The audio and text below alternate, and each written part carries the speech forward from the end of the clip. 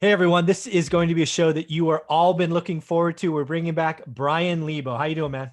Wonderful. How are you? I'm doing great, man. I look forward to our monthly conversations talking about Las Vegas as we talked about way back when. That's a market I am looking for to give me signs of the rest of the country. So I appreciate you giving me some time.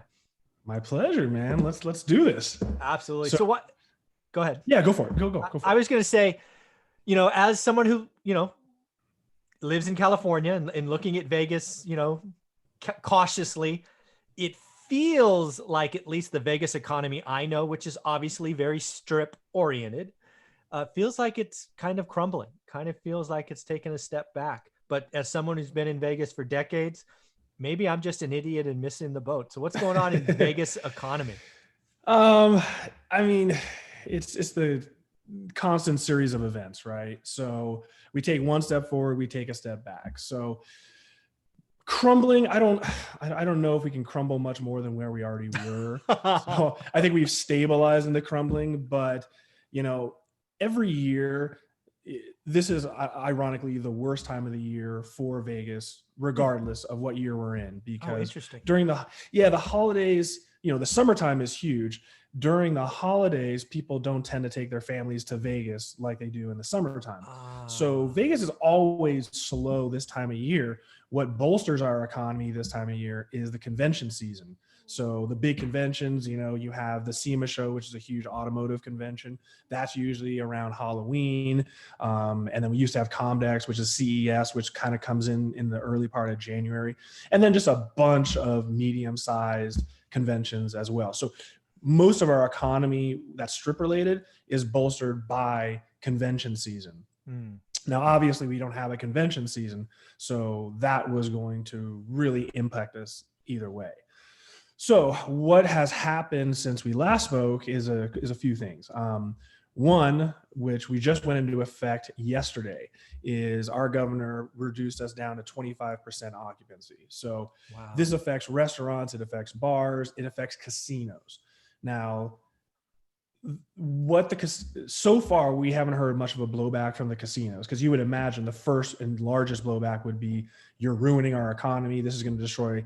Well, the fact of the matter is, like I said, it's slow this time of year anyways, and we don't even have conventions. So even before this measure was passed, I think Sunday afternoon the governor imposed the 25% restriction. Hmm.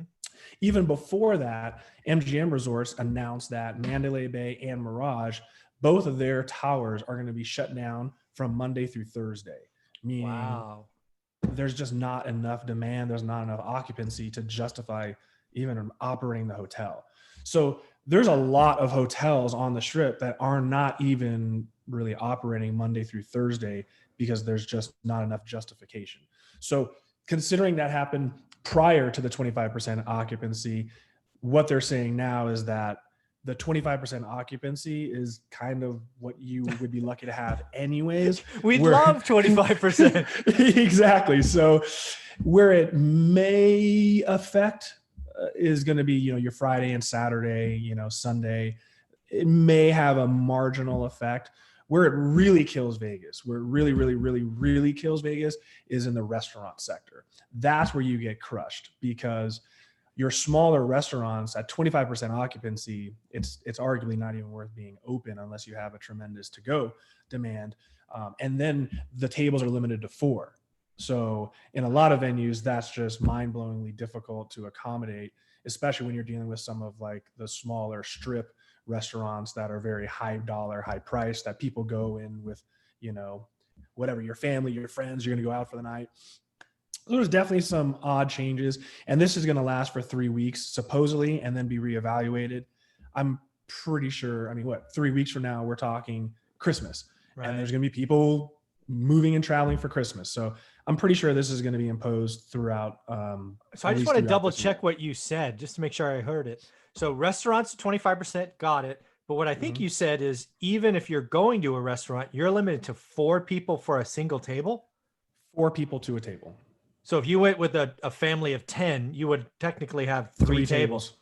right? Which, I I mean, mean, at this throughout point, yeah, I mean, geez. at this point, some of these smaller restaurants, I mean, that's all they have. I mean, literally, I thought we were going to be completely shut down. So Sunday night, I went to a bar just to get my last beer in and be in public. And that's when they announced everything. And the restaurant I went to was a really nice upscale bar and restaurant, Wolfgang Puck, collaboration with the Golden Knights hockey team. Mhm. And I mean, it was already kind of dead, and they don't really have that many tables to begin with. And, you know, I was talking to the bartender, and it's like, somehow we have to cut these tables in half. And then again, you know, let's say your family consists of 5 people or 6 people. You're gonna Who's have to get staying home? the kids table. Yeah, exactly. So, I mean, it ultimately just, the general consensus is that everyone's just like, it's just not even worth like participating and going out. It's just a really huge bummer in that capacity. And then gyms, we now have to wear masks throughout your entire workout in the gyms. So, Wow. you know, other states have done that. We'll see what effect that has on like our local gyms. But yeah, we definitely have some issues. The Clark County School District, which is the school district for all of Las Vegas, they just announced that due to budgetary restraints, that they need to reassign and lay off 1,480 jobs, which is huge. Gosh. So the underlying problems that we've been discussing that somehow managed to just continue without any consequence, we're starting to see those cracks. Yeah, well, I want to go back to my opening statement. Everything you just walked through, it kind of feels like it is crumbling, right? Maybe it's crumbling at the same rate, but it feels to me, again, outsider completely. It feels like the bigger rocks are falling now. Well, yeah, but I mean, in some ways, like a lot of the nightclub industries, gone, right? A lot of the nightclubs actually, I can't say a name, but one of the groups, their net bottom line is actually identical to where they were last year, even though their revenue is drastically reduced. Part of it is they've had to change their model. So instead of paying DJs, you know, $200,000 for an appearance, they're getting some local Vegas DJ who operates out of his garage, and he's doing it for $500. Right. And, you know, they're charging X amount for a cabana or a booth. So they've been able to maintain. But on the other hand, a lot of these nightclubs operate as restaurants before it turns into after hours. So now that's really going to affect their revenue as a restaurant because, like we said, 25% with a maximum of 4, very disruptive. So yeah, we've been kind of resilient as far as trying to figure out ways. Station casinos, they're the largest like local operator, if you will. Stations, their net bottom line was fantastic, absolutely fantastic. But what they did was they ran a tighter ship. So they got rid of like their buffets, any of their lost leaders that they typically had, they got rid of. So they're now operating only in the high margin arena. So again, revenue's down. On the other hand, what they managed to do was furlough and lay off all of their expensive and long-term employees and retain their less expensive employees. So it's kind of like a reshaping for a lot of the businesses. So some of these large casinos are actually not doing as bad as you would presume. Interesting. Under the situation. Yeah. Wow. So the other thing we talked about last time that was really eye-opening, and hopefully this has changed, is, I don't know, I'll call it crime or stuff happening on the street. It kind of got a little out of control there for a while, but it sounded like the local police were going to step up and be very present. And has that stopped? I mean, I haven't seen a headline about a shooting or a stabbing in a while. I mean, ultimately, like we discussed last time, in the world of Vegas prior to the last couple of months, did you ever hear of anyone ODing? Did you ever hear of like shootings? Like all of that was suppressed anyways. So I can't personally tell you if things have really gotten that much better or if we've just suppressed the leaks to the media. Okay. Most of the people that I know, I mean, since we did our last video, you can't pay me to go to the strip anymore. And most of the people I know aren't going to the strip. So, you know, I think from a local perspective, we just kind of it's not worth the exercise. We all just kind of staying away. So, probably makes sense. Well, let's talk about the rest of the Vegas economy. Because again, I'm an outsider. Vegas to me is the strip. When I go to conventions, it's on the strip. But Vegas is remarkably a much bigger economy. What's going on sort of outside the strip? Yeah. I mean, off the strip, you know, we're still kind of doing okay. You know, when I go to the restaurants obviously have been affected, but they're still surviving. You know, obviously there was a huge kind of move to try to support our local restaurants and our local economy. So people are hanging in there by a string. But in general, things are just kind of quiet, especially with this Okay. there's been a push for the last few weeks to stay at home.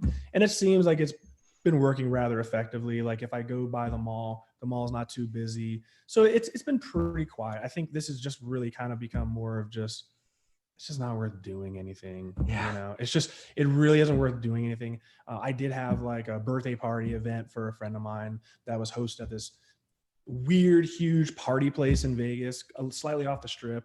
And it was a really amazing venue that I hadn't been to, but the occupancy was so restricted that, I mean, it just completely killed what vibe would have been possible. So Right. more and more, we're just kind of like, it's just not really worth going out. A few little happy hour spots here and there have been able to get a little bit of, stuff going on. But in general, it's just quiet. Yeah. Okay. So then the other thing I wanted to talk to you about since we last spoke is vaccine news has broke, right? We've had 3 Mondays in a row where vaccines came out. I think it was Pfizer, then Moderna, then AstraZeneca.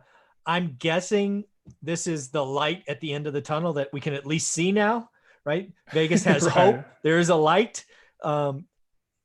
Did the vibe get more positive at all when this spoke? Because hey, we might have a summer season next year.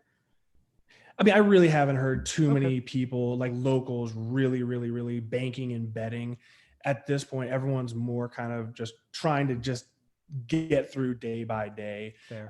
We've heard so many things for the last year that it's just really hard to bank and bet on anything. And then obviously with the vaccine, it's a question of one, you got so many people who've had COVID that they're going to have antibodies. So by nature, they're almost vaccinated. Then you have the fact that when is the vaccine actually going to be readily available for the general public? Mm-hmm. So yeah, hopefully by summertime, things can go back to normal. But again, it depends on how it's administered, who receives it first. We'll see. I gotcha. All right. Well, I don't think that's played too much of a role as far as Vegas has been concerned. I haven't really heard anyone just banking and betting on certain things. It's just, man, I was certain hoping, events. Yeah, I was hoping somebody would invade. I was hoping some like Wynn Hotels or something was like, dude, we're gonna have a 4th of July party like nothing before. We're gonna go ham hog. I was hoping something like that happened, but no. A lot of it's been just quiet. Like EDC is a huge, festival in Las Vegas, and I mean, they just until the last second they were like, no, we're still planning on having it. We're gonna have it. You're like, really? Okay. So everyone they're not promoting, but they're not necessarily canceling. It's just kind of just in a status quo, wait and see. And then as the timelines get closer, then they pull the cord and say, okay, it's canceled. So I think it's going to be a little while until you actually hear of anyone in Vegas feeling comfortable truly promoting a forthcoming event. I think a lot of them are just on the books, but promotion, I don't think anyone's willing to spend that kind of marketing money betting on something that they have no control over. Yeah, well, I'm hoping, again, it's just a hope for Vegas because I want to see Vegas come back. Vegas is always come back. Yeah, well, we always come back. Well, I'm hoping it comes back this summer. I'm hoping somebody goes crazy for Memorial Day, or it will be 4th of July. That's my put it out there, put some good vibes out there. And I think you're on to something. I think you're right, especially if the economy maintains. I mean, we're all so tired of being cooped up and we had a big resurgence at first. Once we came out of quarantine, there was some people that wanted to come and check it out.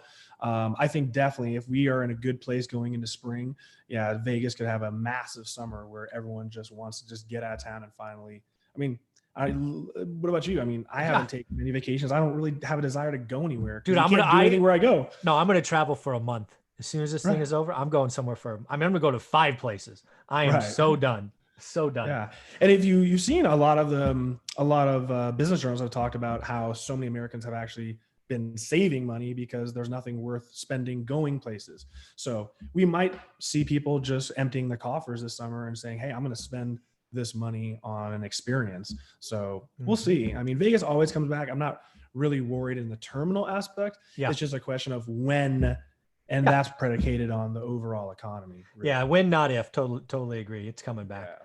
So then the other thing I'm thinking about when I talk to you is, okay, right, we've been looking at these numbers, specifically single family homes. We've both been going, oh my God, we keep setting records. We'll talk about last month in a minute. But I think it's pretty clear that the stimulus money, the CARES Act stuff, a lot of that ends at the end of December. Yeah. And that's going to hurt. I mean, we've always known that's going to hurt some folks in Vegas. probably disproportionately, right? The different 1099s and all of that. Um, is that still true, or is the unemployment picture getting better that I know of? No, I mean, we're second in the country in unemployment behind Hawaii. I think they're at 14 and change. We're Hawaii. around 12% supposedly. Yep. Yeah, I mean, like I said, the reason why some of these hotels and casinos have remained solvent is because they've let go of their older employees, their employees that either aren't as efficient or just simply just make too much money. Yep. So yes, that's going to affect them drastically if new jobs don't open up. And then again, I mean, there's unemployment and then there's underemployment. And that's where I think you might start seeing some issues where, okay, I worked in a hotel doing whatever, a basic job, but I was making, $21 an hour. And now I'm doing the same job, but I'm only making $12 an hour. So yes, they're not unemployed, but they're underemployed. So that's going to affect their spending. That's going to affect their housing. Yeah. There's an article today that just came out because we've had a moratorium on evictions that was lifted October 15th, but the CARES Act had certain protections in place. So we're starting to process some of the evictions, but once that completely drops in January, that's going to be really interesting to see because that's drastically going to affect the lower end of the housing market from a rental standpoint. Yeah. So it's going to be really, really, really interesting to see how many evictions occur in the first month of the year. That's going to be something really to keep an eye on. Yeah. The CDC, the CARES Act order, the pain there is you can actually start evictions now. You just can't physically remove them until January 1st or 3rd or whatever that first business day is. Yeah, that's coming. That's even coming in my market in California. But now let's switch gears. How did October go for the single family housing market? I mean, just logic does not dictate. I don't know what else to say. I don't know what to say. I guess it's interest rates, right? I guess just interest rates. I think it's two things. I think it's interest rates, and that's you've got to be having a disproportionate people exiting from California and New York. Yeah. I mean, because again, you set a record, right? Even last month, it was another record. Yeah. New York, I haven't seen too many transplants from, and we always have had people come from New York. Obviously, our number one import is California, and it definitely, I haven't really seen any actual statistical evidence that it's been an uptick, but just in my experience and my interaction, it definitely seems a little bit disproportionately higher that we're getting more people from California that are fleeing for various reasons. So, that's one effect.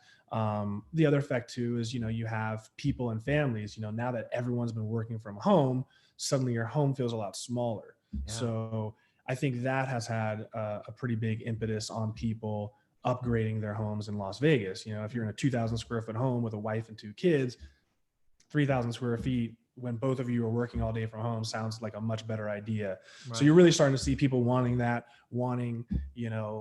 external work site in their house, like a casita.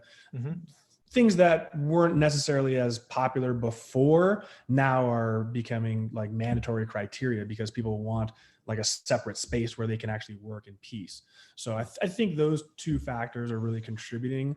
But yeah, I mean, we're continuing to break records, new homes, resale homes. I mean, we're killing it as far as the market is concerned. So just amazing. So again, record pricing. The other thing that you do is you do bands, right? I think it's 250 and below, 5 to 250. Again, same deal, all bands, kind of records, absorption, all that stuff. Yeah. Just going gangbusters. Yeah. I mean, that metric, I call it the house saturation metric, which I try to illustrate depending on price ranges, how competitive those ranges are, how many homes are available versus how many of those homes are already in contract. And so the demand was always exceedingly high on the low end. So anything under 350 really is still going like gangbusters. It's increased, but it always was very high. Where you're seeing just absurdly bizarre moves in motion is in the ultra luxury market. So, for Vegas, over $1.5 million, that market has shot up. I think it was like 13% since we came out of quarantine. So that is a really odd, I mean, it's like almost doubled. Hmm. So that really goes to show, I mean, it's not that people in Las Vegas suddenly got rich overnight. That I think has a lot to do with the California transplants on the wealthier end of it, trying to escape taxes in California and invest in Well, Nevada. that's not even the So wealthy in California. I mean, dude, you get that 1950s Orange County house, you sell for yeah. $2 million, you freaking go buy something in Vegas, and you have money left over.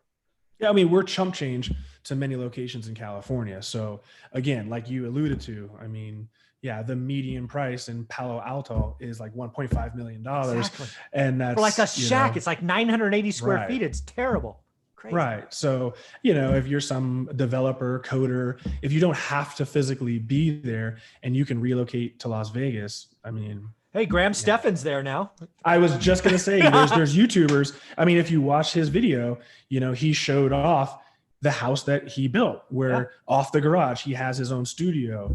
I mean, he didn't come here, but you saw Joe Rogan just said, all right, I'm out. I'm out. Yeah. So he's doing everything from his home in Austin. So you're starting to see those kinds of influxes coming to Vegas. A lot of YouTubers have been coming to Las Vegas because again, you can get an incredible home with space and you're, half of what you would spend if you were in like the Los Angeles market. Dude, he's going to just his state income tax. He paid for the house. Exactly. 13.9 for, no, actually after the increase, it'd be 15.2.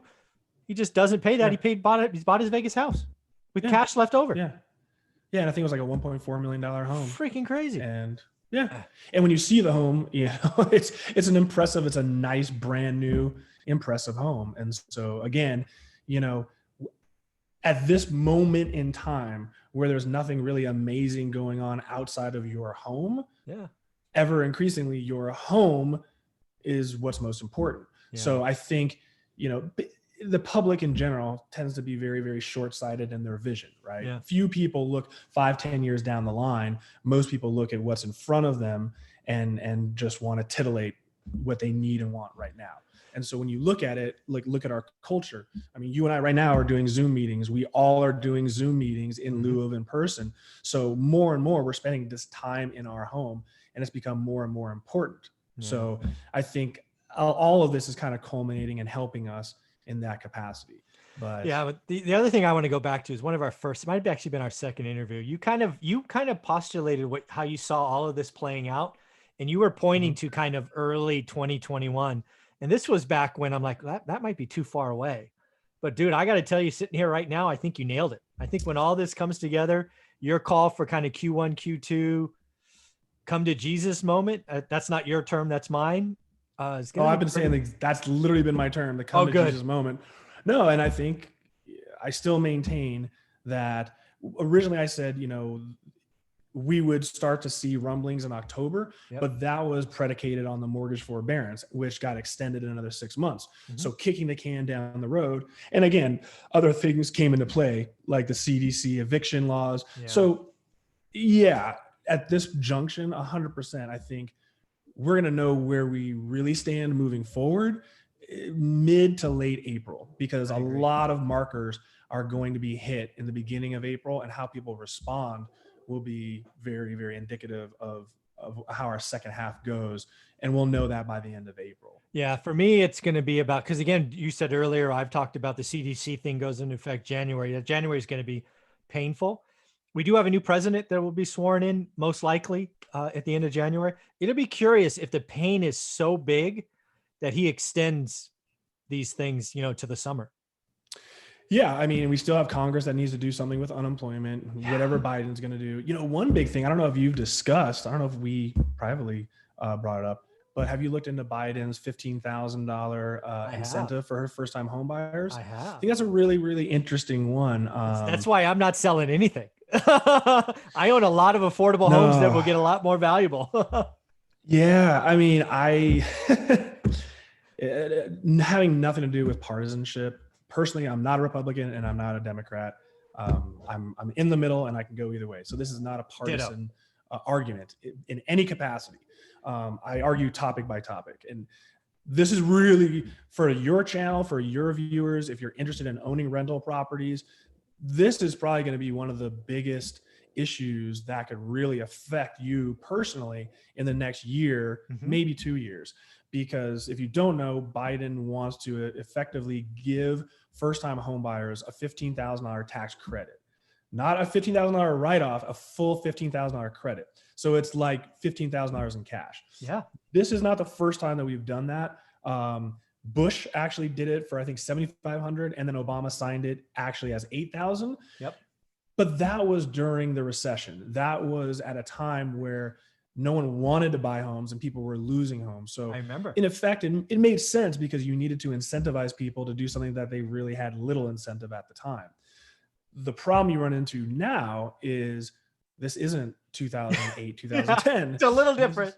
Yeah, we have a market that is hyper competitive on the low end. And yes, we have a huge problem with affordable housing, and the nation has a problem with affordable housing.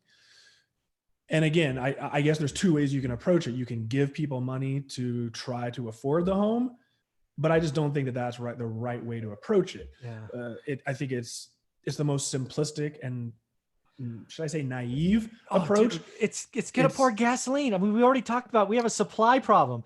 You throw in $15,000, you make the marginal buyer attractive. I mean, you're gonna have 20% appreciation. It's gonna be nutty. So for all the small homes out there, exactly what you said, and that's what I stated in my last video, is when you have a supply problem, you don't increase the demand. It's like the complete opposite, like economics 101 business model. So again, I'm not an economist. That's not my function. But I think this is, like you said, throwing like gasoline on a fire, because now we already have 20 buyers for every one home. So now you're going to introduce another, 10 buyers into a market that there really isn't enough supply for. So rather than giving people $15,000, and again, you got to remember, giving people $15,000 to purchase, they still have to have the money for the down payment. So effectively, you're almost giving money to people who are going to do it anyways to a large capacity. The real disenfranchised people, it's not about the $15,000 credit. It's about the fact that they don't even have money for the down payment.